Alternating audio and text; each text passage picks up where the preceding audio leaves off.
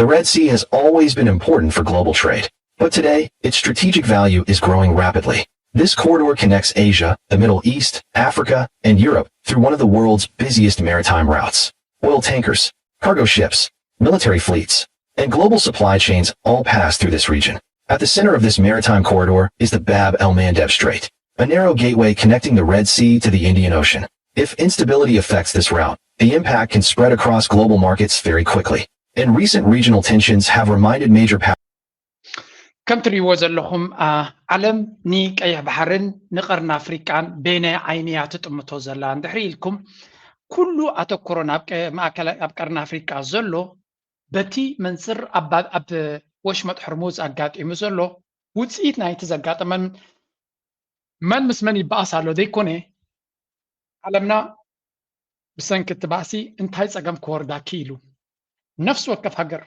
أب غواتيمالا زلو أب تشيلي زلو أب فيتنام زلو أب نيوزيلاند زلو أب نرويج زلو سويدن زلو كله انت عينت كالكوليشن زقبر انت عينت مسمرنا ينقدي اللو ريكاليبريت كم بحدش انفستيجيت كقبر يقبرلو سويدن نابيرترا زنت أزلو بتدقاقامي نيرتراويان فلوي فقر سلا تسمعوا ما يكون ويون زخدوا زنبرو ترديوم حجي نيرتراويان سيرترا صبغ مقباري حش الناس لازم يكونوا no it is about their interests باب المندب أبوش متحرموز أقاتي مزولو انتاي تساقام امتصير لهم قالو كابون العلي مسمرنا ينقدناتهم أباب المندب يزمركوس سلازي أبوش متحرموز مس إيران يكون مسكالت بوزم دنا زي من باركا ولا حنت تقبر زي تخل حدا قالنا وردك سؤال كاتراي كسب بيز قبرك أبت أولا تسأنيكا مسير ترى تسأنيكا بس جوب بتبسكالك تقبر تسأنيكا قلنا بكي بحري نتوكو نتات نخد كير تفل عليك كارت خد كم تخل أبت أولا ونكتقدم تخل سلازي إيرترا أبزو قدايزي عابت تطلع بالنتالوا now this is one part the second part علمنات تمتوزالا لنكني بحماق يخون بتصبق إذا قدايزي what is going on أبتبيا Coming elections, I sat down with the Secretary General of the EPRP, an opposition party that says that the necessary preconditions for a democratic vote have not been met, and called for a nationwide protest calling for the release of political prisoners, restrictions to be lifted from the press, and an end to the conflict across Ethiopia. But the party is still haunted by a protest that it held in 2024. Yes, we are. Focus to the Horn of Africa. On the 1st of June, Ethiopia goes to the polls. It is Africa's second most populous nation, with over 130 million people. Elections are supposed to be a democratic process, but the opposition in Ethiopia says that the game is already rigged. مريجا خجبرا بإثيوبيا مدلواتي جبرالو أنت واحد الشماو مريجا مالتيو دارجا ميديا عالمون بتركلنيا شمون خجلت أي تشجرنا له fake media fake مريجا مخانون دونالد ترامب بعد رجاك قوات مخانو they already know سلزي article معلتاوي دوت زلو Ethiopia is about to hold another sham election هذا فيك مريجا كتكايد مخانا منك عوات مخانو بخنديك عوات مخانو نبقى مقام دما already قحدو كينو الليلة مالو أبي أحمد مس أبي أحمد يزود درزلو أيناي أبي أحمد يكعود دما نجزيت رايح أخته بزلكا جد أجاي مريجا يقبرالو أوروبا حبرت أنا كعزب عيدلنا يلو مغنياتو صبوا مريجا يكون نيلو كالو تحيلتاتون تمريجا ترجم يبلون كملو جميرو مالو بزحات كالات تمريجا شماوت رايدي كونس ترجم زي بلو مريجا مخاني نقرلو سلامتاي يس أب أفريقيا مبزحت مريجاتات فيكيو دلهم زبلو أبقى العالمون أنا جمتات علني بوحد أب أمريكا نريو زلنا بجنزب زجزاء مريجا إيرانا مريجا أنا بحكي أب أمريكا تقل يرتو زغون حسابنا حساب متقاتمه من زيادة جنزب اللو ترى جنزب كايكون just $1 trillion سيد ليه كاكت مرت من اللو $1 trillion nobody سلزي أب أقرأ حتى ما كيتكا مع كورون كتلعس كتكلا لكات مرت that's it ترى بايلة لاكسي يلا قليلة and this is the democracy they want to sell تكشطوا الكاز دل ديمقراطي السي جنزب زلوا in fact سلامتاي ديمقراطي دلي هو أنا دحرنا ويح مرمران أستنتنا بس هي زلوا حتى من دحرقينك ديمقراطي بتعمي زد ليك سلامتاي كم بلالو مغنيات بجنزبك دليت كخد جبرت خليها سلامتاي كم بلا كارلو مسيلك ديمقراطي انت داي كوينو this is very important سبزي سغلل هذا مراحي وي حدا نقصت له تهجر كنت ذهبتم كهبتم you are under that power تحيلتي قبل عليه خاي ولو كب جنزب كبزو كتجبر تقول تخين كحجر بيت كاي كونت ديمقراطي تخين جن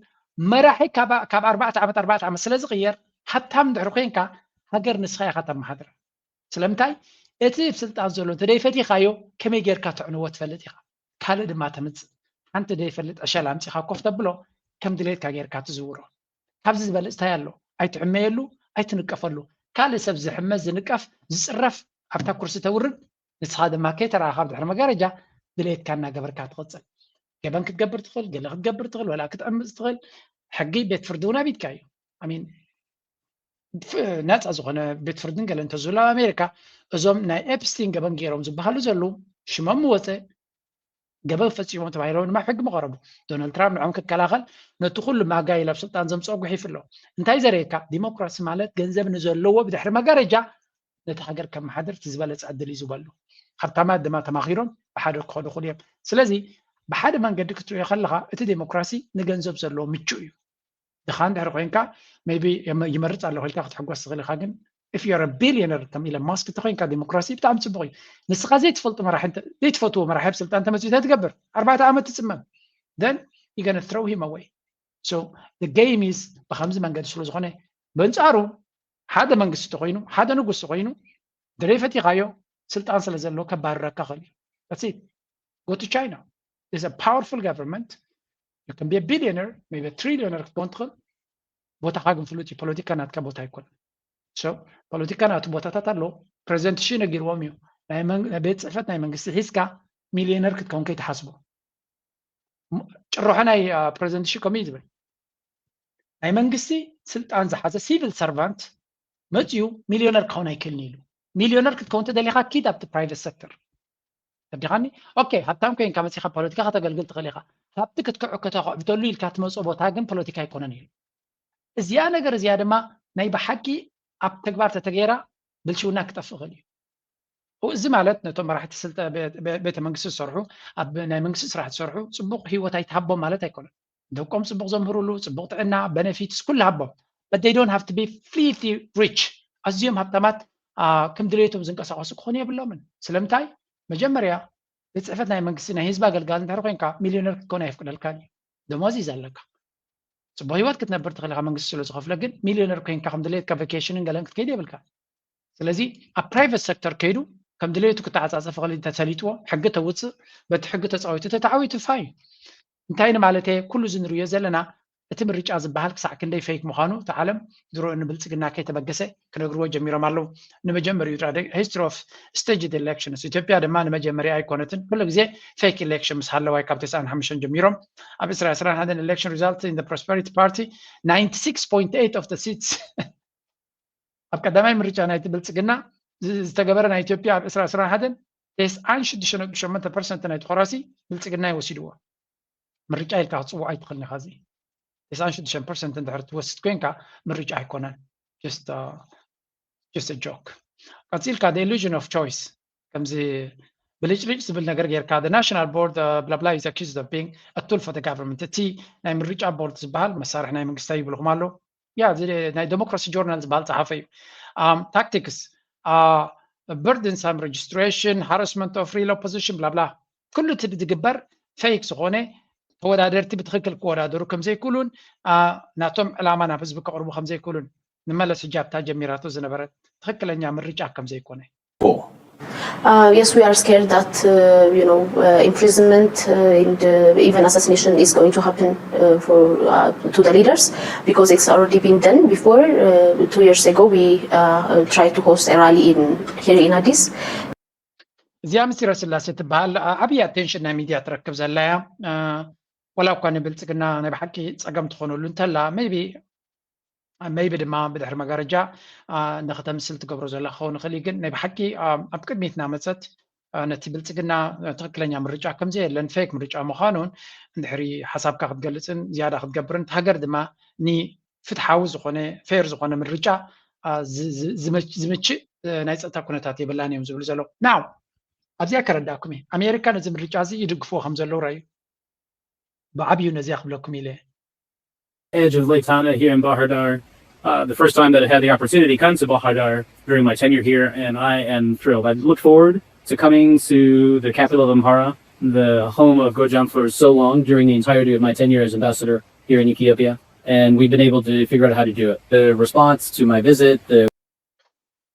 تي حقنيا محدارنا يتعدد ما تمرج عاب في الله كل الأمحرة نسبة زوج المرج أيقونن مغنياتو كل الأمحرة تسعة ميتاويت فان نزقوا عصر الدحرقين كم يجرك كامرج أخذ جبر تخل نزبل نونو منقسي زقوا عصر تمرج عدما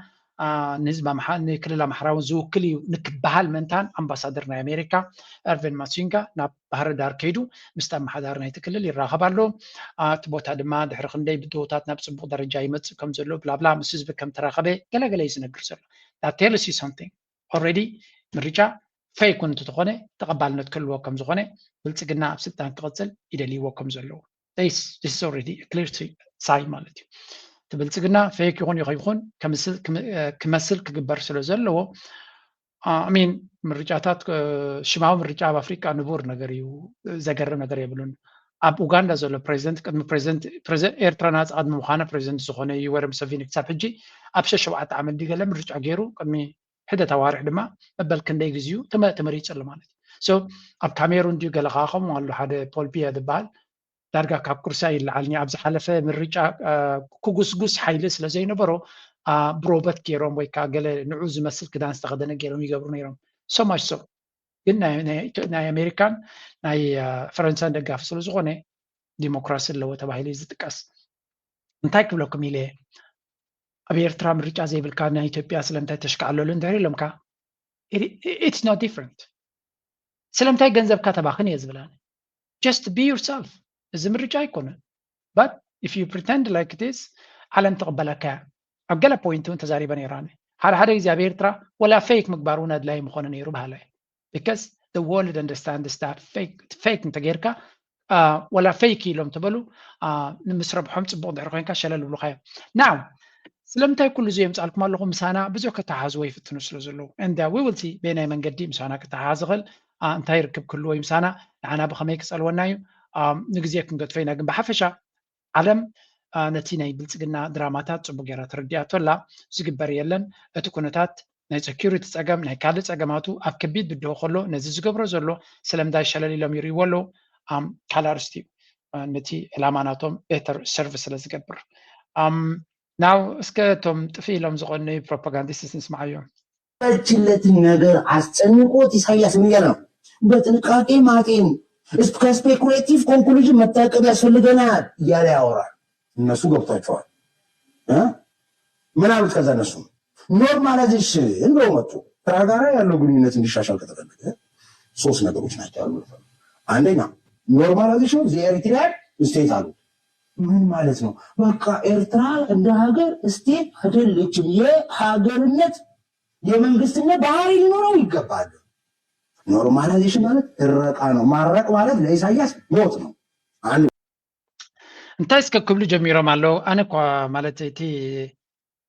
ሓደ ካብቶም ሰኽራማት ክትብሎ ትኽእል ኢኻ ግን ሓቂ ንምዝራብ ኢንቴሊጀንስ ናይ ዓቢ ናይ ዝቴልኩም ናይዚ ዓቢ ኸውን እዩ ገለ ካብቶም ሰኽራማትን ገለን ክትብሎ ትኽእል እዮም ክዛረብ ከሎ ቁሩብ ትለይ ካብቲ ዓቢ ክብሎ ዝኽእል ንላዕሊ ክብል ዝኽእል እዩ ስለዚ እቲ ዘረባ ናቱ ኣት ፌስ ቫልዩ ከምቲ ዝብሎ ጌርኩም መወሰዱ እንታይ ይብላ ኣሎ ኤርትራ ምስ ኣሜሪካ ትገብሮ ዘላ ዝምድና ንፕሬዚደንት ኢሳያስ ዓብዪ ስግኣት ክኾነ ይኽእል እዩ ዳትስ ዋይ ድማ ኣይደልዮን ደሎ ይብሎ ነታ ዘረባ ናይ ፕሬዚደንት ኢሳያስ ብትክክል ዝተረድእዋ ኢትዮጵያውያን እዮም ክነግረኩም ፕሬዚደንት ኢሳያስ ለውጡ ከም ዝገበራ ብዘረቡ ብተደጋጋሚ እዮም ዝዛረብኩም ዘለዎም ርእሲ ዘለዎም ናይ ብልፅግና ካድረታት ቀደም ንኣሜሪካ ኮንፈረንስ ዝገብራ ዝገጥማ ወይ እውን ኣንፃራ ዝዛረብ ዝነበራ ኣብዚ እዋን እዚ ስፔኩሌቲቭ ሕቶታት እዩ ዘልዕል ነይሩ ከምዚ ይብል እምበር ወሳንን ፍርዲ ይህብ ኣይነበረን ስለዚ ምስ ኣሜሪካ ኣዘራርቡ ቀይሩ እዩ እዚ ድማ ምስ ኣሜሪካ ናብ ፅቡቅ ኩነታት ይኸይድ ከም ዘሎ ዘተንብዩ ግን እቲ ፅቡቅ ነገር ድማ ንፕሬዚደንት ንኤርትራ ኣሜሪካ ትደልዮ ደላ ኩነታት ንኸተግብር ክከብዶ ስለዝኽእል ከቢድ ይከውን እዮም ዝብሉ ዘሎ ሓደ ኤርትራ ኩሉ ስርዓታት ናታ ከተመሓይሽ ክትግደድ ስለዝኾነት ይብላ ኣሎ መጀመርያ ኣሜሪካ ምሳኻ ክሰርሕ ዶናልድ ትራምፕ ክሊርሊ ነጊሩና እዩ ነታ ሃገር ከም ዘላታ እያ ዝቕበል ኢሉ ክንደይ ግዜ ምፅልኩም እያ ብዚ ነታ ሃገር ከም ዘላታ ኢና ንቕበል ንሕና ሓድሽ መንግስቲ ሓድሽ ስርዓት ክንፈጥር ኣይንደልን ኢና እታ ሃገር ከም ዘላታ ተቐቢልና ምሳይና ክንሰርሕ ዲሞክራሲ ክንዝርግሕ ወይ እውን ሃገራት ከነስተኻኸል ዕላማና ኣይኮነን ቅድሜና ዝነበሩ ዝገበርዎ ይኣኽሎም ንሕና ክንሰርሖ ንደሊ ነታ ሃገራት ከም ዘላታ ተቐቢልና ምስኣተን ኢና ክንሰርሕ ኢሉ ነይሩ ስለዚ ናብ ኤርትራ ክመፅእ ከሎ they're not going to do anything ኤርትራ ክሰርሑ ዝደልዩ ዘለዉ ፕሬዚደንት ኢሳያስ መራሕናታ ምዃኑ ፖለቲካል ስትራክቸር ናይ ኤርትራ ፈሊጦም ኣለዉ ኤቭሪቲንግ there's no demands ዝን ግበር ዝበሃል የለን ኤርትራ ከም ዘላታ ኢና ንቕበላ ኢሎም ስለዚ ኣሜሪካ ብቕኑዕ መንገዲ እዮም መፅኦም ዘለዉ ኤርትራ ድማ ብቕኑዕ መንገዲ ኣቕሪባቶም ኣላ መጀመርያ እዚ ነገር እዚ ሃንደበት ኣሜሪካ ሓሲባ surprise ኢላ ምስ ኤርትራ ስምድና ክገብር ትብል የላ ብድሕሪ መጋረጃ ነነዊሕ ዝተሰርሐሉ እዩ this is the thing that people are missing ብዙሓት ሰባት ዝጋገይዎ ዘሎ እዚ እዩ እዚ ጉዳይ እዚ ብድሕሪ መጋረጃ ንኣዋርሕ ዝተዘርበሉ እዩ they were taught ምስ ኤርትራ ይዘራረቡ ነይሮም እዮም ዲማንድስ ናቶም እንታይ እዩ ምስ ግብፂ ይዘራረቡ ነይሮም ምስ ዑድያ ይዘራረቡ ነይሮም ሌፍት ኤንድ ራይት ነዊሕ ዝተዘርበሉ ጉዳይ እዚ that's why ድማ ምስ ኤርትራ ዝምድና ክቕይሩ ጀሚር ደልዮም እምበር ሳክት nowhere በቃ ፅንፅን ኢሎምሲ እስከ ምስ ኤርትራ ዝምድና ክንገብር ዝተባህለ ኣይኮነን this is a well programmed ነዊሕ ዝተሰርሐሉ ስለዚ ኤርትራ እንታይ ክትገብር እያ እሶም እንታይ ክገብሩ እዮም እንታይ ክግበር እዩ እንታይ ክግደፍ እዩ ኣበይ ክብፃሕ እዩ ተዘራሪቦም እዮም ገይሮም ብልፅግና ኣቕሎም ፀይብዎ ዝገብርዎ ዘለዉ ዘረባ ክሳዕ ክንደይ ፋሒላቶም ከም ዘላ ንክትፈልጡ ኢለ ደምፃልኩም ዘለዉ ግን እንተወሓደት ዝብልዎ ዘለዉ ኣጋይለገሊዩ ትርጉም ስለ ዘለዎ እዩ ካልኣይ ፓርቲ ቱ ኖርማላይዜሽን ኦፍ ባይላተራል ሪሌሽንስ ዝብልዎ ዘሎ ከስማዓኩም እየ normalization of bilateral relations the focus heavily on repairing its ties with Ethiopia especially regarding the maritime access and the modalities of Ethiopia using the port of Assab ካልኣይ ድማ ቁፅሪ ሓደ ዝብልዎ ዘለዉ ኤርትራ ስርዓታት ናታ ሲስተማ ክትቅይር ኣሎ ብላ ብላ ከምኡ ዝበሃል ነገር ኣይሰማዕና ኣይረኣና ካልኣይ ድማ ምስ ኢትዮጵያ ዘሎ ዝምድና ድማ ክዕረ ክኽእል ኣሎ የስ ኤርትራን ኢትዮጵያን ዘለዎ ኩነታት ክዕረ ኣለዎ ግን ናበየ ክዕረ ዘሎ ናብቲ ኣብይ ኣሕመድ ኣብ 2008 ዝፈረመሉ ዝተቐበሎ ናብኡ ክምለስ እዩ ኤግዛክትሊ እንታይ ዝፈሪሙ ሉላውነት ናይ ኤርትራ ይኽብር ውዕል ኣልጀርስ ዝተፈረመ ድማ ውዱ እዩ ከነተግብር ኣለና ኢሉ ነዚ ነተን 5 ፒለርስ እንተተግቢርካ ኤርትራ ምሳኻ ፀገም ይብላ ካብቲ ኩነታት እትወፂኻ ኣብዚ የድሊ ዕብዳን شبدأ عتيقة زلخا سخيخة مودا سالسيت من تبلال the port of Assab dilemma the speaker asserts that the Isaias issues external threats of losing the Assab port as a political tool to justify poverty control blah blah بحفشة agreeing to shared port modalities would dominate this pretext times بلوزلو إيرترا سلام ترقيباسي إيرترا presidency أبسلت أنا بس مغنيات كتصبويو يبلو I really don't understand what they're talking about ኤርትራ ሰላም ተረኺባ ህዝቢ ኤርትራ ናይ ስልጣን ፅምእ ዘለዎ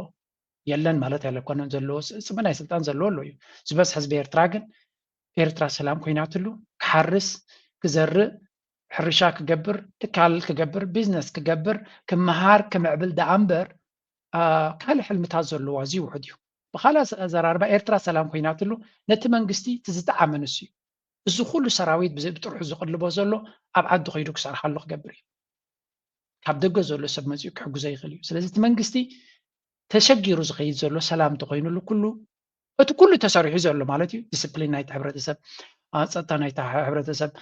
ኩነታት ነገራት ኣስተኻኺልካ ዘለኻ ኣብ ግዜ ሰላም ክትሕንበብ ዝሕግዘካ እዩ ዲጋታ ሰሪሕካዮ ዘለኻ ኩሉ ነገር ጌርካዮ ዘለኻ ሰላም ምስ መፀ እዩ ፍረናቱ ክትሪኦ ትኽእል ኣብ ኩናት ከለኻ ይኮንካ ፍረናቱ ትሪኦ ስለዚ I don't understand what they're talking about ስለዚ እዚ መወዳእታ ሎንግ ተርም ኢንስቲቱሽናል ፓርትነርሽፕ ኩሉ እቲ ዝብልዎ ዘለዉ ንዓመታት ኣንፃር ኤርትራ ተዛሪብካ ሕጂ ከመይ ጌርካ መንገዲ ትቕይር ጠፊዎም ስለ ዘሎ ኤርትራ ሕጂ እዩ ፀገማ ክመፅእ ይብሉ ፀገም ናባኹም እዩ ዝመፅእ ዘሎ and part of the ፀገም already IMF ጀሚርዎ ኣሎ listen to this one ከሆነ IMF መንግስት ድጎማዎችን በሙሉ እንዲያነሳ የግብር ተመኖችን ከፍ እንዲያደርግ የገንዘብን አቅም እንዲያዳክም አዲስ ሀሳብ አቅርቧል። በአጭር ቋንቋ ድርጅቱ በተለይ ዝቅተኛ ገቢ ያላቸው ኢትዮጵያን በቁማቸው እንዲያልቁ እያስፈረደባቸው ተብሏል። በአዲስ ፎርቹን የቀረበው መረጃም በአጭሩ የሚከተለውን ይመስላል። የዓለም አቀፉ የገንዘብ ድርጅት IMF ልዑክ በኢትዮጵያ ኢኮኖሚ ማሻሻያ ፕሮግራም ላይ ያደረገ IMF ብግድዩ ኩሉ ግዜ ሽግር ፀቕጢ ኣብ ልዕሊ ኢትዮጵያ ምግባሩ ይቕፅል ከም ዘሎ እዩ ዝንገር ዘሎ እንታይ እዩ እቲ ፀቕጢ IMF ትገብሮ ዘሎ ሓደ ካብቲ ዝብልዎ ዘሎ ቀንዲ ካብቲ ዕላማታት ናቶም ነቲ ኢኮኖሚክ ሪፎርምስ ክቕፅል ከም ዘለዎ እንታይ ማለት እዩ IMF ቀዳመይቲ ካብ ኢትዮጵያ ዝደልያ እቲ ብር ናፃ ፍሎት ክገብር ክኽእል ኣለዎ ድጎማታት ጠቕላላ ክእል ኣለዎ ንኣብነት ለንቀነ ድጎማ ኣብ ልዕሊ ነዳዲ ገይሩሎ ብልፅግና ኮምፕሊትሊ ኣንፃርቲ ናይ IMF ሕጊ እዚ ከምኡ ድማ they eliminate direct subsidies and aggressively increase domestic taxes ኣቶም ሰባት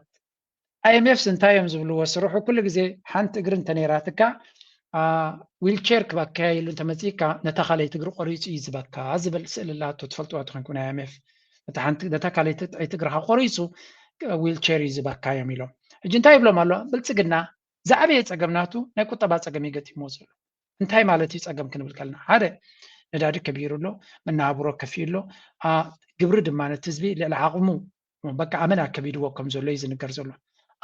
ከምዚ ኢሉ ከሎ እንታይ ይብሎ ኣሎ ኣብቲ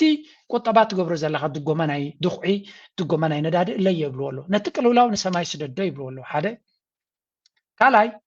ብግብሪ ሰብ ክሳብ ኣፍንጩ ግብሪ ኮይኑዎ እዩ ዝብል ዘሎ ኣበርታ ዓየት ግብሪ ይብልዎ ኣሎ ስለምንታይ ከኸም ይብልዎ ኣሎ ምክንያቱ ኣብ ናፃ ዕዳጋ ክወዳደር እየ ናፃ ኮይነ ትካላት ናተይ ዝኾነ ድጎማ ከይተገበረሎም ክወዳደር እየ ስለዝበለ ቢልዮናት ገንዘብ ዝወሃበ ዘሎ ስለዚ ናፃ ግበሮ ዝኾነ ይኹን ደገፍ ኣይትግበር ይብልዎ ኣሎ ብኻልእ ኣዘራርባ ንዓቢ ኣብ ኩርስኻ ንክትቅፅል ከቢድ እዩ ይብልዎ ኣሎ ምክንያቱ ህዝቢ ኢትዮጵያ እቲ ድጎማታት ንእሽተይ ምስተላዕለ ውይ ዝብል ዘሎ ነዳዲ ኣይተኻለ ድኹዒ ተኻለ መድሃኒት ኣይተኻለ ኩሉ ነገር ብድጎማታት ዝግበር ዝነበረ ኣይከዓልን ስለ ዘሎ ህዝቢ ኣይከዓሎን ኣሎ ስለዚ ብልጽግና በቲ ሓደ ገንዘብ ናይ IMF ደልሎ በእኒ ሰርቫይቭ ዝገብር ዘሎ በለጭለጭ ብውይ ዝግበር ዘሎ ንዓን ክትረክብ ተኮይንካ ድማ እቲ ንብለካ ግበር ይብልዎ ኣሎ ግበር ዝብልዎ ዘለዎ ድማ ገመድ በዓልካ ኣብ ክሳድካ ጌርካ ሸቐቕ በልያ ትመስል ዘላ ከም ንሪኦ ዘለና ኣብ መንጎ ክልተ ፀጥፍን ጎቦን ጠጠው ኢሉ ኣሎ እዚ በቲ ሓደ ከውሒ በቲ ሓደ ፀጥፊ ይብሉ ቀፂሉ እንታይ ይብሉ ኣሎ ፐብሊክ and expert backlash immediate economic pressure while aimed at long-term stability these measures are causing immediate inflation,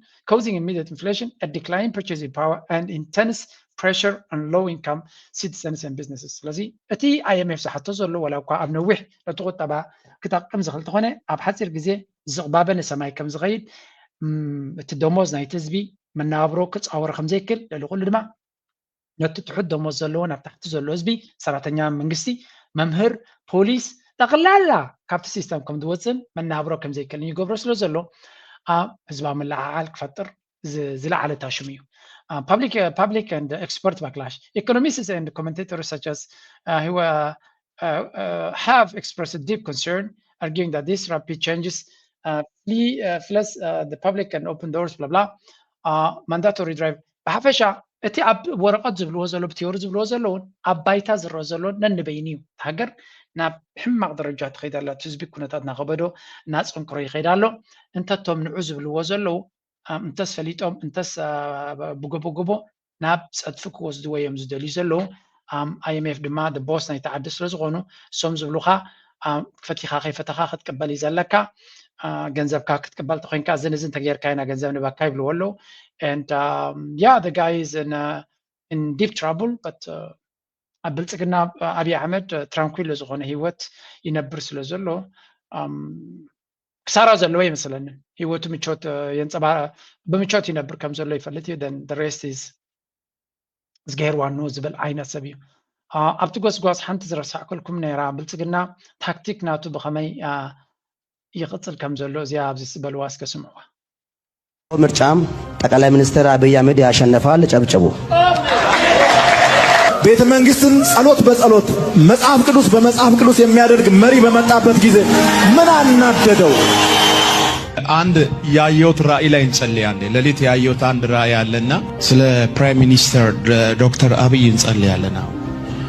አብይን ለመገለበጥ የሚፈልግ ማን እንደሆነ አይታችኋል አብይ ዛሬም ነገም ከነገ ወዲያም አይገለበጠው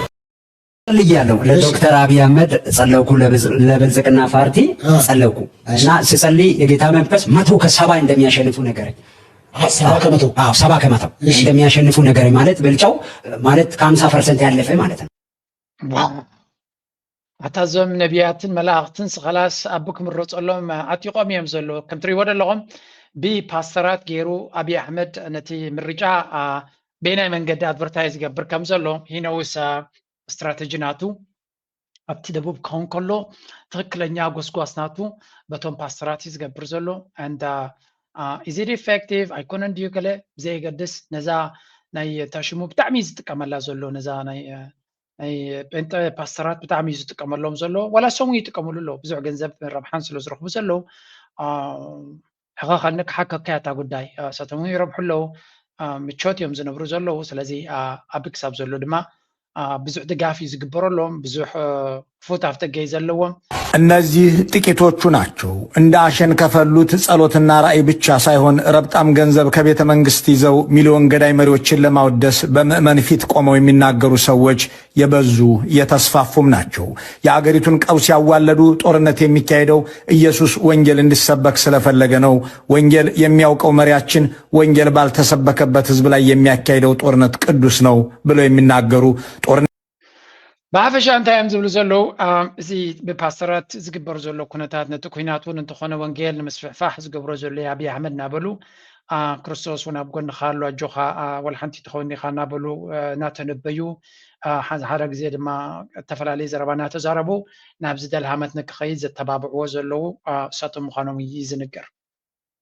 ጽቡቕ ድዩ ሕማቕ ድዩ ጌጋ ድዩ ውድቀት ድዩ ኢትዮጵያውያን ባዕሎም ኣለዎ ናብ ኩናት እዩ ንኽእል ኢና። ግን ብሓፈሻ እቲ ኩነታት ብዓይኒ ሴኪሪቲ ክንሪኦ ከለና ናበይ ገፁ ይኸይድ ኣለካ ምርኣይ የድሊ። ብዓብዩ እቲ ቀርኒ ኣፍሪቃ ዘለዎ ኩነታት እውን ክተንብብ ኣለካ። ከዋናው ሱዳን እንክተም።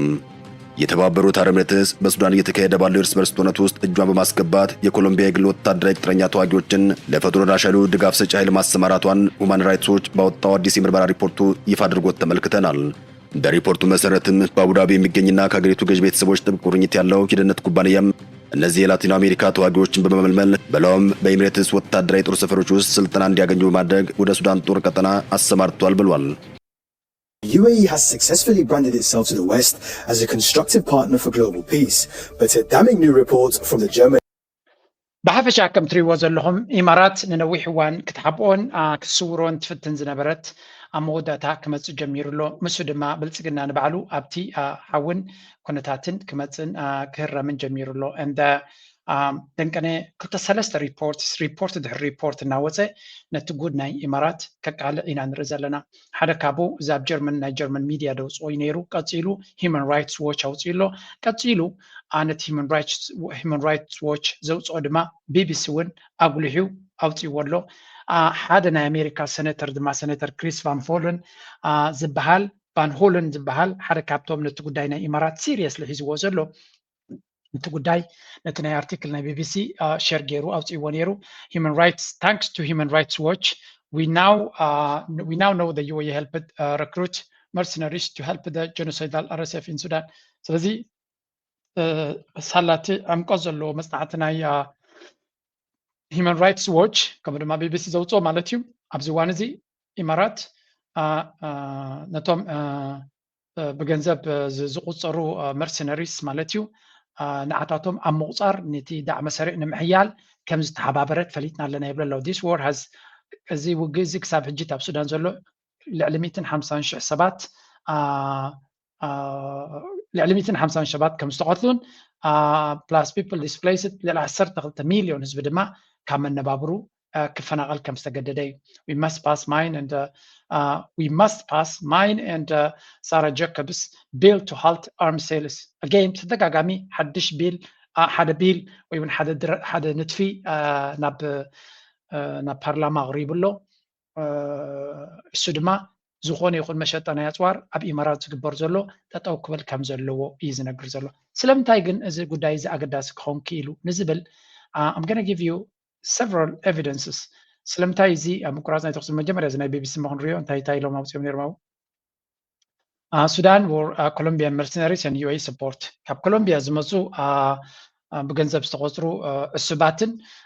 ኢማራት ድማ ብገንዘባን ብቴክኒክ ብሎጂስቲክስ ናታን ከም ዝሓገዘት Human Rights Watch ኣረጋጊፁ ኣሎ። እቲ መስርሕ ድማ ረቂቕ ዝኾነ ኣገባብ ከም ዝነበረን ኣብቲ ጉዳይ ዝተሳተፉ ሰባት ኢንተርቪው እናገበሩ ዝገበርዎ ኣገዳሲ ነጥቢ እናጠቐሱ እዮም ዝገብርዎ ዘለዉ። ስለዚ እዚ ንኢማራት ኢምፕሊኬት ክገብር ዝኽእል እዩ። ኦራይት ንኢትዮጵያ ዳ ብኸመይ ይፀልዋ እንድሕር ኢልኩም and then there is this article ድሕሪ ኣርቲክል ዝወፅእ ዘሎ እዩ። where is that article መሲልኩም ለንቀነ ዳዕመ ሰሪዕ እንታይ ይገብር ኣሎ ኢሎም ኣለዉ። ሰራዊት ናቱ ካብቲ ተሳዒሩሉ ዘሎ ቦታ ወሲዱ ናብ እንታሽሙ ገፁ የቕርቦ ኣሎ ናብ ብሉ ናይል ስቴት የቕርቦ ከም ዘሎ this is the article መስለኒ ካብ ኮርዶፋንን ካብቲ ዳርፎርን ወሲዱ ሰራዊት RSF moves fighters from ናያላ ኣብ ዳርፎር ማለት ካብ ናያላ ወሲዱ ብካልኦት ሃገራት ኣዚሩ ናብ ብሉ ናይል ይወስዶም ከም ዘሎ እዩ ዝንገር ዘሎ። እዚ ድማ ነቲ ኣብ ብሉ ናይል ዝግበር ዘሎ ኩናት ወይውን ብደቡብ ኢትዮጵያ ዝግበር ዘሎ ኩናት አቡ አገዳሲ ተራ ንኽፃወቱ ዝግበር ዘሎ እዩ the RSF are moving thousands of fighters from Niala Darfur toward the Blue Nile and Kordofan ናብ ኮርዶፋንን ናብ ብሉ ናይልን ይወስዎም ኣለው Libya training fighters are being flown to Libya for 6 months in advanced training on heavy weapons before being deployed back to front lines. ኣብ ሊብያ ብፍላይ ኣብ ደቡብ ሊብያ ዝግበር ዘሎ ስልጣናታት ናይ ዳዕመ ሰሪዕ ንሽዱሽተ ወርሓዊ ስልጡኑ ካብኡ ድማ ተመሊሶም ብዝተፈላለየ መንገዲ ናብቲ ግንባራት ከም ዝኣትዉ ዘለዎ ዝገልጽ ሓበሬታ incentives. Each fighter receives a wartime salary and $400 bonus before deployment. ዝኾነ ይኹን ወታደር ወይ ከዓ ተዋጋኢ ምስኦም ዘሎ ናይ ውግእ ደሞዝ ኣለዎ ከምኡ ድማ $400 ቅድሚ ናብቲ ኩናት ምኻዱ ይኽፈል ማለት እዩ Recruitment officers also receive a cash for every person they sign up. እቶም ሰባት ነቶም ዕጡቃት ዝቆፅሩ ወይ ዘምፁ ድማ ቦነስ ኣለዎም ናይ ነፍሲ ወከፍ ዘምፅዎ ማለት እዩ War escalates. ከምኡ ድማ ንመበራብዓይ ናብ ራብዓይ ዓመቱ ዝቐርብ ዘሎ ኩናት ብዙሕ ሽግር ዝገፈጥር ዘሎ ሕጂ ድማ ብወገን ኢትዮጵያ ብምቕያሩ እቲ ኩናት መሊሱ እናኸፈ ይኸይድ ከም ዘሎ እዮም ዘርእዩ ዘለዉ እዚ ኣብ ካርታ ከርእየኩም ፀናዕኩ ናይ ብሓቂ ናበይ ገፁ ይኸይድ ከም ዘሎ እቲ ኩነታት ንምግንዛብ ዝኣክል እዩ ብዙሕ ግዜ እዮም ዘምፅዎ ዘለዉ ብፍላይ እዚ ብወገን ብሉ ናይል ናይ ኢትዮጵያ ወገን ዝግበር ዘሎ ናበይ ገፁ ክወስዶ እዩ ነቲ ኩናት ኣዝዩ ኣገዳሲ ክኸውን እዩ ብልፅግና ድማ ኣብዚ ጉዳይ እዚ ብብዙሕ መንገዲ ይፅሎ ከም ዘሎን ይኽሰስ ከም ዘሎን ምግንዛብ የድሊ እቶ ክኽሰስ ዝግብኦ ከደይ ተኸሰሰት ዳዕመ ሰሪዕ ድማ ንኤርትራ ክኸስስ ተሰሚዑ ኣሎ እንታይ ኢሉ ከሲስ ንኤርትራ እስከ ንእሽተይ ከስማዓኩም ዘገርም እንዲሁ ግን ስምዕዎ ድሓን ኤርትራ ይኸስስ ከም ዘሎ ተገሊጹ ናይ RSF መራሒ ጀነራል መሐመድ ሓምዳን ዳግሎ ይካሕመት ኤርትራን ግብፅን ንናይ ሱዳን ሰራዊት ወገናት ድሮናት ብምዕጣቕ ይሕግዛ ከም ዘለዋ ገሊጹ እቲ ኣዛዚ ሓይልታት RSF ብምኽንያት ኢድ ኣል ኣድሓ ብዝሃቦ መግለፂ ዳግማይ ንኤርትራ ምኽሳሱን ድሮናት ሰራዊት ሱዳን ካብ ኤርትራ ይብገሳ ከም ዘለዋ ምግላጹ ክፍለጥ እንከሎ ንግብፂ እውን ብተመሳሳሊ ሰራዊት ሱዳን ኣብ ምሕጋዝ ምኽሳሱ ተሓቢሩ ኣሎ ኣብ መንጎ ሓይልታት ሰራዊት ሱዳን ሓይልታት RSFን ዝካየድ ዘሎ ማዕለብ ዘይተረኸቦ ውግእ ብሰንኪ ምትእታው ሃገራት ናብ ኩነታት ከም ሰገረ ዝሕብር ናይ ሱዳን ትሪቡ መግለጽታት ኣብ ጉዳይ ኩናት ሱዳን ብቐንዱ ትሕመ ኤምሬት ምዃና ይጠቕሱ ሕቡራት ኤምሬት ዓረብ ንናይ RSF ሓይሊ ብምሉእ ሓይላ ክትሕግዞ ምጽናሓን ድሕሪ ናይ ኢራን ኩነታት ንቦታ ኤምሬት ተኪኣ ኢትዮጵያ ኣብ ጎኒ ናይቲ ሓይሊ ብምዃን ኣብ ውሽጢ ኢትዮጵያ ከይተረፈ መጥቃዕታት ከካይድ ክትሕግዞ ምጽናሓ እውን ሰብሳባት ናይቲ ሚድያ ይገልጹ ጀነራል ሕመድ ከምዚ ንሪኦ ዘለና ኦፍኮርስ ንኤርትራ ምኽሳስ ሓደ ኖርማል ፋሽን ኣብቲ ከባቢ ኮይኑ ዘሎ ስለ ዝኾነ ተደጋጋሚ ንሪኦ ዘለና እዩ ካልእ እውን ሓንቲ ቲዮሪ ኣብዚ ትዘውር ዘላ ምናልባት እቲ ኣሜሪካ ኣብ ልዕሊ ሱዳን ጌራቶ ዘላ ኣገዳሚ ልዓል እውን ኣገዳሲ ንሱ እውን ምዚ ኩነታት እዚ ዘተሓሓዝ ከም ዘለዎ ዝገልፁ ሰባት ኣለዉ ግን ድሓን ዊና ገነ ዳይቭ ቱ ማች ኢንቱ ዳት ቢካዝ ዝኣክል ካልእ ጭብጥታትን ኩነታትን ስለ ዘሎ ናው ኣብ ኤርትራ ገፅና ምስ ንሪኦ እዚ ኩነታት ናይ ቀርኒ ኣፍሪካ ብወገን ኤርትራ ብኸመይ እዩ ዝንበብ ኤርትራ እንታይ ዓይነት ፅልዋ ክልዋ ይኽእል ኣብዚ ጉዳይ እዚ ንዝብል መጀመርያ እስከ በዚ ክንጅምር what is going on እዚ መደረ ናይ ፕሬዚደንት ሲያሰት ተሓይዞም ኣናላይዝ ክብርዎ ከለዉ የተከበረ ነው ያለው የኤርትራው ፕሬዝዳንት በየዓመቱ እንደሚያደርጉት ንግግር አድርገዋል። በዚህ ንግግራቸው በተለይም በምስራቅ አፍሪካ የአፍሪካው ቀንድ ላይ ያለውን ሁኔታ በተመለከተ ይሄ ለውጭ ኃይሎች ለሌሎች አካላት መንበርከክን ቅጥረኛ መሆንን የቀጠናው ትልቅ ስጋት አድርገው የገለጹበት ሁኔታ ነው ያለው። በእርግጥ እዛ አካባቢ አሰላለፍ እየተቀየረ ነው። በቅርቡ የአሜሪካን መንግስት ከኤርትራ ጋር የሚሰራበት ሁኔታ እንዳለ የኤርትራ ማዕቀብ በማንሳት በቀይ ባህር ላይ ያለውን የአሜሪካንን ጥቅም ለማስከበር ከኤርትራ መንግስት ጋር ለመገናኘትና ለመስራት በአሜሪካ መንግስት በኩል ውሳኔ ላይ ተደርሶ እንቅስቃሴ መጀመሩን ሰምተናል። ያ የቀጠናውን አጠቃላይ ሁኔታ ይቀይራል ነው። አብይ አህመድ በአንጻሩ እዚህም እዚያም ተነካክቶ እዚህም እዛም እሳት ጭሮ ኢትዮጵያን በከፍተኛ ሁኔታ የውስጧም የውጯም ደህንነት አደጋ ውስጥ እንዲወድቅ አድርጓል። ያው ሰሞኑን እንደምትሰማው ነው ሱዳን እንታይ እዮም ዝብሉ ዘለዉ መብዛሕትኦም ናይ ኢትዮጵያ ኣናሊሲስ ነቲ ኩነታት ዳርጋ ብትክክል መንገዲ እዮም ዘንብብዎ ዘለዉ እንታይ እዮም ዝብሉ ዘለዉ ኩነታት ናይ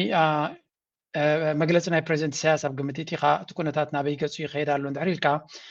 ቀርኒ ኣፍሪካ ልዕሊ ኩሉ ናይ ደገ ምትእትታወት እዩ ድሕነት ናይ ዞባ ንክሕሎ ተሓባቢርካ ምስራሕ ክህሉ ከም ዝግባእ ፕሬዚደንት ኢሳያስ ኣብ መደረ ናቱ ተዘትዩ ወይ ገሊፁ ነዚ ድማ ልክዕ ምስቲ ኣሜሪካ ትደልዮ ዘላ ኣብቲ ከባቢ ዝቃዶ እዩ ብመንፅር ድማ ኣሜሪካ ምስ ኤርትራ ብቐረባ ክሰርሕ ትደልላ እንተተባሃለ ኣብቲ ዞባዊ ዘለዎም ዕላማ ናይ ክልቲኦም እውን ዝዋሰብ እዩ ክትብል ትኽእል ኢኻ ብግምጣሉ ኣብይ ኣሕመድ ኣብቲ ዞባ ኣብ ውሽጢ ዓዱ ምስ ኩሉ ህዝቡ እናተጓነፀ እናተጨፋጨፈን ዝኸይድ ዘሎ ኣብ ዞባ ድማ ኣብ ሱዳን ዝገብሮ ዘሎ ክሲ ድሕሪ ክሲ ብመረጋገፂታት ተሰነየ ዝመፆ ዘሎ ኩነታት ኣብ ሶማልያ ዘሎ ተራውን እንትኾነ ኣብ ኩሉ ፅቡቕ ሽምን ፅቡቕ ጉርብትናን ዘይብሉ እዩ እዚ ብኸመይ ክረአ ይኽእል ንዝብል ይሓተሉ ፅቡቅ ትሕተ እንደዚሁ ጥቃት እየሰነዘረችን እንደዚሁ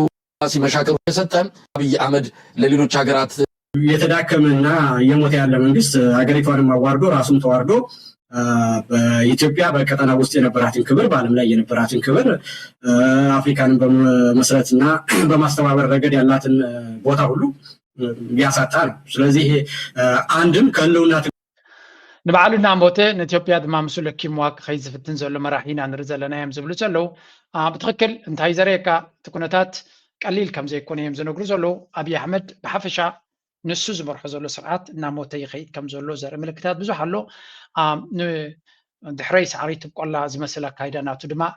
ንኢትዮጵያ ውሽጡ ሕምስ ምስ ኣቢሉ ምስ ጉራብቲ ድማ ብሕማቅ ክሰናበ ዝደለየ ይመስል ዲፕሎማቲክሊ ባንክራፕቲ ኢሎሞ ብልፅግና ዝኽተሎ ዘሎ ናይ ዲፕሎማሲ ባንክራፕሲ ኣጋጢሞ ዘሎ ኢንኬፓብል ኦፍ ኮንትሮሊንግ 80% to 90% of its own territory ካብ 8 ክሳብ 9 ክፋል ናይ ሃገሩ ክቆፃፀር ዘይከኣለ ብዛዕባ ዞባ ክዛረብን ድሕነት ናይ ዞባ ክምድርን ዘምሕረሉ ናይ ኮነን እዮም ዝብሉ ዘሎ ሪጂናል ኢንስታቢሊቲ ናይ ኢትዮጵያ ናይ ወፃኢ ፖሊሲ ሓደ ካብቲ ነቲ ዞባዊ ርግኣትን ሰላምን ብኣሉታ ዝፀሉ ዘሎ ምዃኑ እዩ ዝንገር ዘሎ so is blamed for creating severe diplomatic frictions and security standoffs with all of its neighbors including Eritrea, Sudan, Somalia, Somaliland and Djibouti ስለዚህ ምስ ኩላቶም ምስቶም ጎረባብቱ ናይ ዲፕሎማሲያዊ ምስሕሓብን ፀጥታዊ ድሕነታዊ ፀገማት ከም ዘጋጥሞ ዘሎ እዩ ዝነግር እዚ ድማ ብቅዓት ወይ እውን መትከላዊ ኣካይዳ ወይ ጥቁጥዑ ዝኾነ ረዳዳ ናይ ጉርብትና ሰላም ስለ ዘይብሉ Eritrea's rising geopolitical stature ብዙሓት ናይ ብልፅግና ካድረታት ተፀለሎም ዘረባ እዩ ናይ ኢንጂነር ይልቃል እንታይ ዝብል ኤርትራ ኣብቲ ከባቢ ዝሓበየ ዝሓየለ ጂኦፖለቲካዊ ቁመና ሒዛ ወፂኣ ኣላ ይብላ ኣሎ in contrast to unstable neighbors like Sudan, Somalia, Eritrea is portrayed as the only disciplined, stable and organized government in the Horn of Africa. Gay ኩላቶም ፋሕብትናት ይሎን ኣብ ዘለዎ ግዜ ኤርትራ እታ ዝሓሸ ቃውማ ሒዛ ኣብቲ ከባቢ ዲስፕሊን ስርዓት ሃገሩ ናይ ሰማይ መሬትን ባሕርን ክቆፃፀር ዝኽእል ኣብ ውሽጢ ዓዱ ዕግርግር ዘይብሉ ስሩዕ ኣካይዳ ዘለዎ ወታደራዊ ዓቕሚ ዘለዎ ስለያ ዘለዎ ኩሉ ነገር ገብር ዝኽእል መንግስቲ ኣብ ቀርኒ ኣፍሪካ ኤርትራ ጥራዩ ዘሎ እቲ ክርኢ ዝኽእልን ክሰምዕ ዝኽእልን ድማ ኤርትራ ክሰርሕ ዝኽእል ኢሉ shifting western alliances በዚ መንገዲ ድማ ኣብ ፕራግማቲክ መብዛሕትአን ሃገራት ዓረብ ናይ ባጀትን ናይ ቁጠባን ፀገም ስለ ዘለዎን ባዕለን ፀይሮኖ ዝኸዳ ስርዓት ዘይኮነ ነቲ ዝደልዮ ዘለዎ ዕላማ ከተግብር ዝኽእል ረብሑ እውን ደው ክብል ዝኽእል ሓይሊ ዘድልየን ዘሎ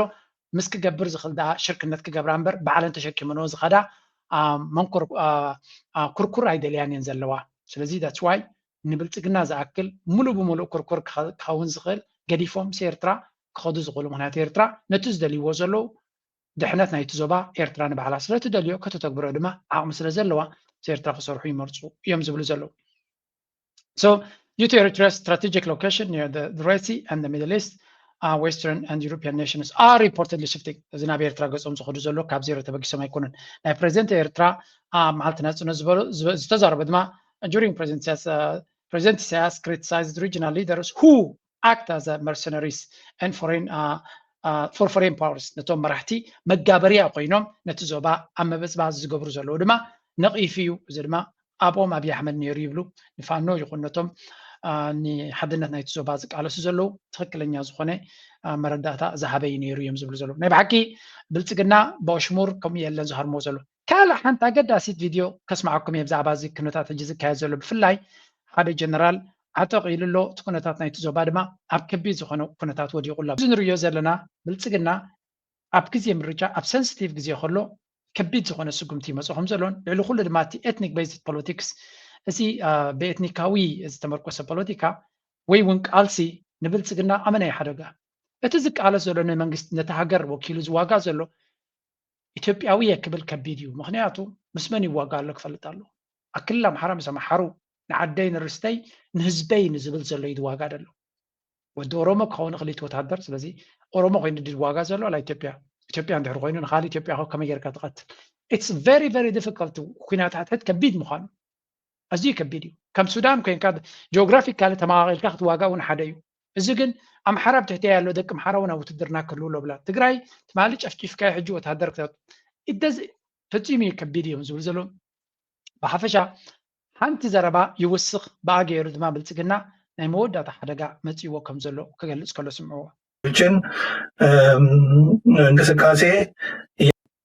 እና የድሮን ቴክኖሎጂ ድሮን በዚህ ዘመን ብዙ አሁን ሲነገር እንደምንሰማው የመንግስት ኃይል ብቻ ድሮን ታጥቆ የሽምቅ ተዋጊዎችን እንቅስቃሴ የሚገታበት ዘመን ቴክኖሎጂ ሽምቅ ተዋጊዎች በድሮን ቴክኖሎጂ ምክንያት የሽምቅ እንታይ ይብላ ኣሎ መሲልኩም ኣብዚ ብዛዕባ ድሮን ይዛረብ ዘሎ ብዛዕባ ናይ ድሮን ኩናት ክንዛረብ ከለና ብልፅግና ድሮናት ከም ዘለዎ መንግስቲ ከም ዝኾነ ድሮናት ድማ ኣብ ዓውደ ኩናት ይሕግዞ ከም ዘሎ ሓገዝ ከም ዘለዎን ዘበኑ ዘበነ ድሮን ምዃኑ እዩ ዝነግር ግን ብልፅግና ድሮናት ካብ ዝጥቀም 2 ዓመት ወይ እውን ልዕሊ እውን ገይሩሎ ምስ ፋኖ መን እናሓየለ ዝመፅእ ዘሎ ፋኖ እዩ ናው ታገይም ይብላ ኣሎ ድሮን ንብልፅግና ጥራይ ዝተወሰነ ጉዳይ ኣይኮነን ኢሉ ፋኖ ድሮን ክጥቀም ተጀሚሩ ኣመናይ ሓደጋ ክኾነ ንብልፅግና ይብላ ኣሎ ስለምንታይ ናይ ብልፅግና ድሮናት ድሮ ክሰርሖ ዝኽእላ ይሰርሓ ኣለዋ ወላ ሓንቲ ለውጢ ከምፅእ ኣይከኣለን ፋኖ ግን ድሮናት ክጥቀም ተጀሚሩ ንብልፅግና ስትራቴጂክሊ ክሃርሞ ይኽእል እዩ ፎር ኤግዛምፕል ወታደራዊ ቤዛት ናቱ ንኣብነት እቲ ሚኒስትሪ ዲፈንስ ዘፍርየሉ ዘሎ ኣፅዋራት ፋብሪካታት ክሃርሞ ይኽእል እዩ ክእው ከም ዝኽእል ክገብሮ ይኽእል እዩ ዳት ሞሜንት እዚ ሕዝብላ ኣብ ልዕሊ እስራኤል ዝገብሮ ዘሎ ደረጃ እንተበፂሖም እቶም ፋኖ ማለት እዩ ባዕሎም ክፈጥርዎ ዝኽእሉ እዮም ቴክኖሎጂ ብፍላይ ሽርክነት ናቶም ምስ ግብፂ ምስ ኢትዮጵያ እናዕበየ እንድሕሪ ከይዱ ክሳዕ ክንደይ ኩናት ክከብድ ከም ዝኽእል እዩ ዝነገር እንታይ ማለት እዩ እቲ ድሮናት ብልፅግና ዝጀሃረሉ ዘሎ ናብ ፋኖ ምስ መፀ ዝያዳ ውፅኢት ከምፅእ እዚ ድማ ሓደ ካብቲ ንብልፅግና እዚ ኩናት ዝቐልጢፍ እንተተወዲዩ ዕምሩ ክሳዕ ክንደይ ክሓፅር ከም ዝኽእልን ክሳዕ ክንደይ ከቢድ ዓቐበት ኣብ ቅድሚኡ ተገቲሩ ይፅበዮ ከም ዘሎ እዩ ዝነግር ኩሉ ዝዘረባ ትሰምዑ ዘለኹም ድማ There's going to be ከቢድ ክኸውን እቲ ኩነታት ከይዱ ንብልፅግና ቀታሊ ክኸውን ዝኽእል ኩናት እምበር ክጠቕሞ ዝኽእል ኩናት ከም ዘየለ እዩ ዝነግር ዘሎ ስለዚ ብሓፈሻ እቲ ድሮን ኢሉ ብልፅግና ዝፍክረሉ ዘሎ ንዑ ንባዕሉ ዕምሩ ክሕፅሮ ዝኽእል ኩነታት እዩ ንግዜ ጥራይ ንግደፎ ዝመስል ገምጋሚ ዝህብ ዘሎ ናይ ብሓቂ ዓውደ ኩናት ብድሮናት ኣብ ዝስነየሉ ዘሎ እቲ ኩነታት ክሳዕ ክንደይ በዳይ ክኸውን ከም ዝኽእል እዮም ዝነግሩ ዘሎ ናው let's go to ናብ ትግራይ ገፅና ንስከርስከ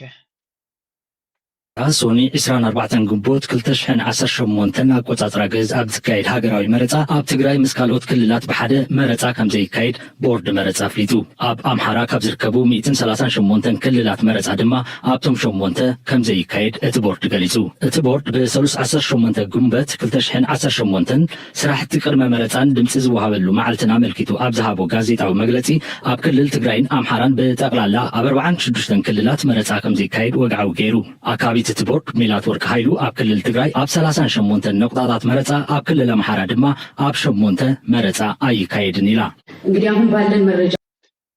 በዚህ ከም ትሪእዎ ዘለኹም ምርጫ ሙሉእ ኢትዮጵያ ከም ዘይኮነ እውን ባዕሎም የግድዎ ኣለዉ ግን anyway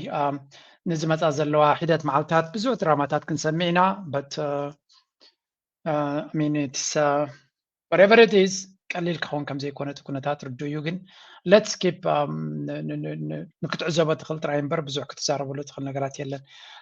ንግረ መንገድኩም ክስሕቁ ድማ እዚያ ስምዕዋ እስከ መስሓቃ መተረቻ ሆኖ የነበረው ይህ የተሰባሰብንበት የባህር ዳር ዓለም አቀፍ ስታዲየም ነገ ከነገ ወዲያ ፍላጎታችን አርሰናል፣ ማንቸስተር ዩናይትድ፣ ሊቨርፑል፣ ቼልሲ፣ ኒውካስትል፣ ባርሴሎና፣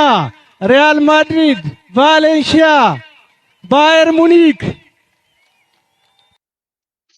ኢትዮጵያ ኣብ ከመይ ኩነታት ኣላ እዚ ትሪእዎ ዘለኹም ድማ ተመስገን ጥሩነህ ዝበሃል ምክትል ናይቲ ፕራይም ሚኒስተር ናይ ብልፅግና እዩ ኣብ ባህር ዳር ኣብ ጎስጓስ ናይ ምርጫ ኣብ ዝገብረሉ ዝነበረ ኣብዚ ስታዲየም ናትና ፅባሕ ድሕሪ ፅባሕ ድሕሪ ዝተወሰነ ግዜ በዓል ኣርሰናል መፅአን ኣብዚ ክፃወታየን በዓል ሊቨርፑል፣ በዓል ማን ሲቲ፣ ማንቸስተር ዩናይትድ፣ ባየር ሙኒክ፣ ቫሌንሺያ፣ ኒውካስል እዩ ዝብል ዘሎ ሓደ ነገር ግን ይበርሃልካ ኣብ ኢትዮጵያ ኣዝዩ ዝተመቓቐለ ሃገር እዩ لنكني فيديوهات بالعربة ترغيبية كم سألكم أبي تبي أزكى زلوا كنتات completely نكتردو ويون كم سمت أن ونأخذ كل صون كم تزبل حجري معناته تدي division تي ترى حزب زنبرو زلون تي elite زنبرو زلون أنا سماي مدرن في اللي زلوا بومن تردما تكونتات الرياليتي تكون إن نهايتهم حزبي ننبيني زلوا زنتاي زريكا لأن كان حدا تيك توكر متسينيرو أبو جيروم زجنا جنوب زنبرون تاريخا كنا من تايتا حجر أب استفل عليه مدرخات وديقة خمزلات هذا بتشود نبر دليتو كم دليتو كواس على زغل مدرخ كل وقلت خالد ما نزان من بار كمان زوج أقوم مدرخ كم زلو زغان دايزريكا الديسباريتي الطفل اللي أمونجو زلو جاي بلون ولا ونتي تبيا زلو تيس أقاتات سقم تلوا هذه زركا بس أقاتات من كنت كمال لغل بحلف زبالة لاجري مجايس إنها تتكلم عن برغل هذه ترى حزب ما نزال زبال عند ستيان سينو نحت حدو كتشافات شافنيش تيتريفو له تايدري كازي إثيوبياويان normalized community كونتات نايت زي بلون زلوان فللي تزي توم نبلتكنا كادرتات زنبرو زلو هيوات فليز بلا سلازوخانه كل جزء حلمو أبزي معربة عالم كنا ممكن حلمو زي نخل عينتيو مغنياتو جزاها كله بكيكن بقلن زمال أنت خوين بان أنت زي لا تشجرني ها كيك بلا تغليها ترى سبز بخادم تايمي نبرالو زي مفلات نزج بزع سبي كريتيك ما تيوزلو إلا مهاراتي سامي تاوي تابكيناتن وركيناتن كندي شحات كل عبيت مرت زي بلوم أب كبيت سخنا عزقت زلا كل الكوينو كي حفري زعبا ليفربول أرسنال كزارب كله أبز حلفنا أرسنال سيلبريشنز أب أديس أبا زغنين بيني مبزحت السبب مميز بلا كونتات الله جد الرياليتي كابتي زلتي هو تتا الرجال سجر مخانو يوم زنوبر زلو بتا that's their thing دليتهم كوبري يقولوا عدمي يحزنك كاتسب كبد زبالة مدرخ ودي يقولوا بدأ again أب ناتون قداتنا زنتين كنبل دس بلانو نجرونا يكون ترايجن نتنجر ريخا سميكا كتزاربلو كم حساب كم كنت قلت أقدر أسوي نسمع عن كذا بزعبا قدايناتنا نقول مشيتن كم الدروس لزوالو we need to also to respond a little bit نتني ساتهم زبلوان زقبروان سميكا ملو سلام أقدر أسلزخونه anyway أمونجو هو حتن بلتقنان كا أب حتصير جزية قال نقدر يقاط مخوننا بلو زجاربو زلو نشتكريكم بغيرنا هنودك في التنين ማዕከላዊ መንግስቱና በህወሓት መካከል ያለው ውጥረት እንግዲህ እያየለ ይገኛል። ብቻውን ነጥለን የምንመለከተው ጉዳይ አይደለም። ምክንያቱም ቀጠናዊ መልክ ያለውና የያዘ ሆኗል። በተለይም ጽምዶ በሚል ስያሜ የህዝብ ለህዝብ ግንኙነት ማየት ያለብን ተግዳሮቶች አሉት ወይ አስቻይ ምክንያቶች አሉት ወይ ሓንቲ ዘረባ ኣብዚኣ ብኣገረ ኹዲ እንታይ ይብሉ ዝመስልኩም ብዛዕባ ጉዳይ ናይ ህወሓት ስጉምቲ ወሲዱ መንግስቲ ተቆፃፂሩ ኩሉ ነገር ገይሩ ከሎ መንግስቲ ብልፅግና ወላ ሓንቲ ይገብር የለን ስለዚ ብኣፉ ዳይደ ይዛረብ ዘሎ እምበር ዓብዪ ወታደራዊ ምንቅስቃሳት ይገብር ከም ዘሎን ኣብ ገለ ነጥቢ ስጉምቲ ክወስድ ከም ዝኽእል ናብ ህወሓት ዝግበር ወታደራዊ ስጉምቲ ስቲል ኣብ ጣውላ ከም ዘሎ እቲ ብልፅግና ድማ ኦፕሽንስ ነቲ ዘለዎ ኣማራፂታት ክጥቀመሉ ስጉምቲ ክወስድ ከም ዝኽእል እዮም ዝገልፁ ኣብዚ so that's also something we need to ክንከታተሉ ዘለና እዩ ንቐፅል ካብዚኣ ሓንቲ ናይ በዓል ዳንኤል እስካ ክንሰምዕ አን ፕሬዚደንት ከምኡ ተዛሪቡ ኣሎ ግን እቲ ነታ ሃገር ኣብዛ ኣትያቶ ዘላ ሓድሽ መዋዕል ወይ ሓድሽ ዘመን ናብ ዝሓሸ ዘመን መታን ክትሰጋገር እንታይ እቲ ዘሎ ዞባውን ዓለማውን ኩነታት ኣብ ግምት ብምእታው ንውሽጣዊ ኩነታትካ ንምቕያር ክግበር ዘለዎ ነገራት እንታይ ነው መቸም በዝጋጣሚ ናተይ ትምኒት ዋላ ነት ፕሬዚደንት ዝሕግዝ ማለት እዩ ቶም ማኸርቲ ድዮም ዋላ ተሓጋገዝቲ ድዮም ዋላ ባዕሉ ድዩ ዋላ ተውሓት ብዛሕሲ ብዘቤታዊ ኩነታት ጀሚርካ ተሓርና ብናይ ወፃኢ ጉዳያትን ናይ ዓለም ጉዳያትን እንተትኸይድ ኩሉ ግዜ መሓሸ ከምዚ ናይ ኣሰራርሓ ወይ ከዓ ናይ ኣገባብ ሓደ መልእኽቲ ዘመሓላልፍ መምህር ኹን ዝኾነ ዝዛረብ ሰብ ስነናቱ ኣገባብ ኣለዎ ዶ ሕጂ ከምቲ ናቱ ስታይል ኮይኑ ዝስማዓኒ መጀመርያ ዶ ነቲ ዓብ ስእሊ ትሪኦ ኮንቴክስት شعون عم استرداءك تحس مسز بلا تحساس باي جن بناي حزب عيني بناي تركتا ناي حزب خفري خلخا بحلفي عمتنا حلفها تثبيت هذا قبل نجارات قال خول لا دخل من هذا أبزناي هجرة وعلاتن ولا إنترفيوهات ولا تم غازيتني حتى خلوا بقولي عاد جميل كذا حتى رفقنا يوزعت ركبوا فللي أي كلون يتملا بعفشة تاريتو نايداني كم زلا تخوينا انتاي كلتيو حدا يوجن عميديا كن ريو خلنا أنا نبعلي كمان نمكن هي خلاي كلني نتزبلت عمودة تاخد قبريخات اللي بفلا ميديا سلمتايكم متقبر تعلامة سب سمودة تكريل كاسلة تدلي. Now I'm not saying President Isaias أبزرباناتو أمودة تبزع بهاجر تزارب سبنا عكس سمعت طويل خص بيس لزدلي كونن أمودة تمل افتخت حتى كتودك اللها بتعم كتود نعبنا بناي زبيتها وانت زجمر نيرون أمودة تا زبيتها وكدقم كجدديو سلمتاي كل جزء أمودة نتهزبي بزقارة بعرستي كتودي خات دلي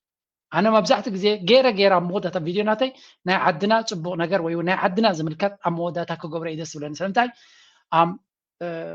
نتي ملقتها كتعزو خلقها تبو نجار ويون أقدس الملقت من أهون كنت قطفه لبواصل زغنا يمودة تاس زغنا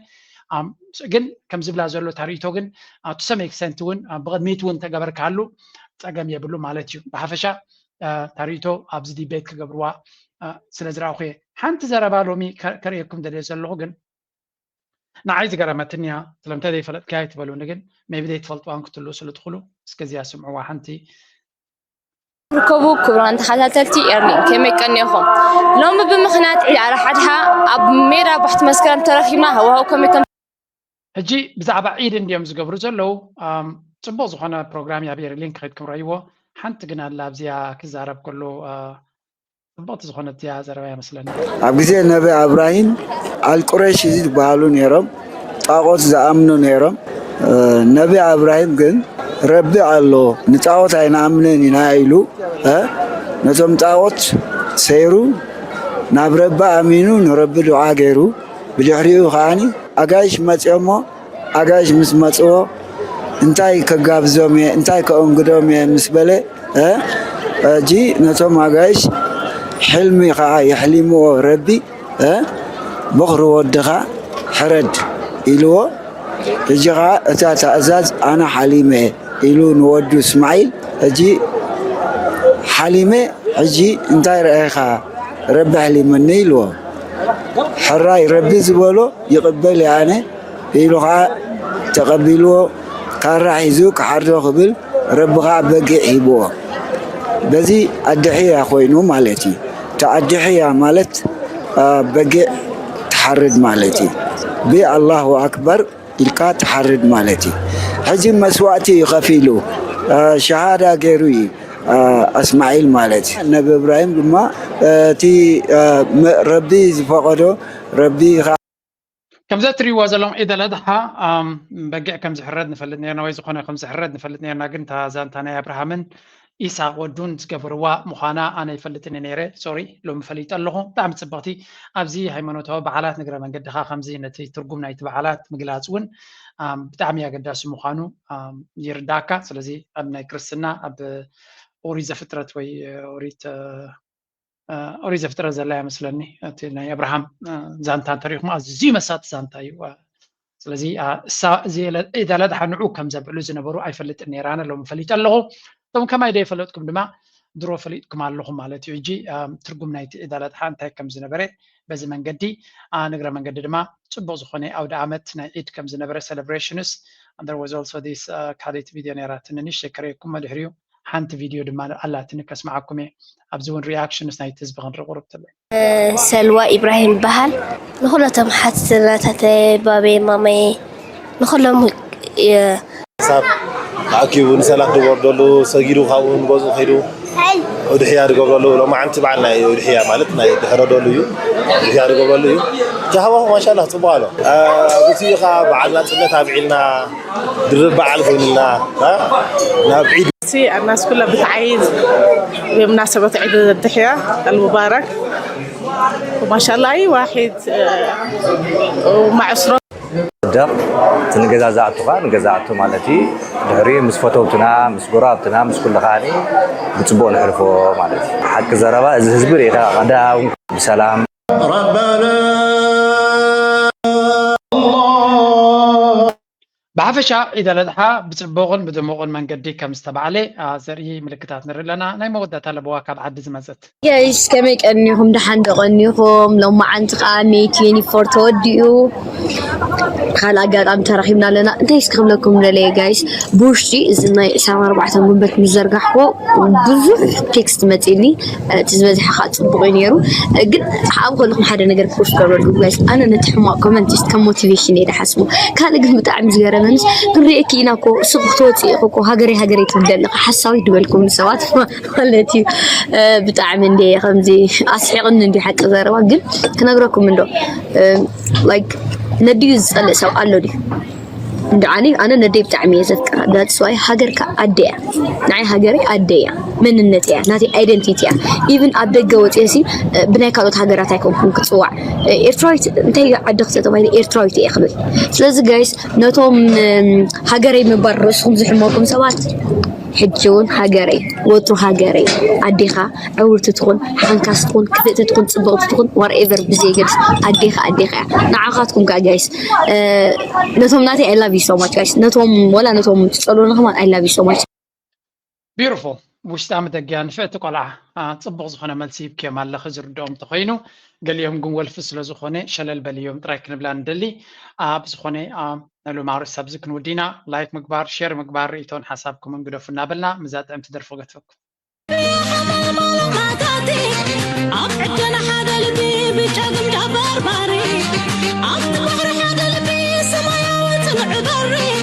بحبرة صندوق نازق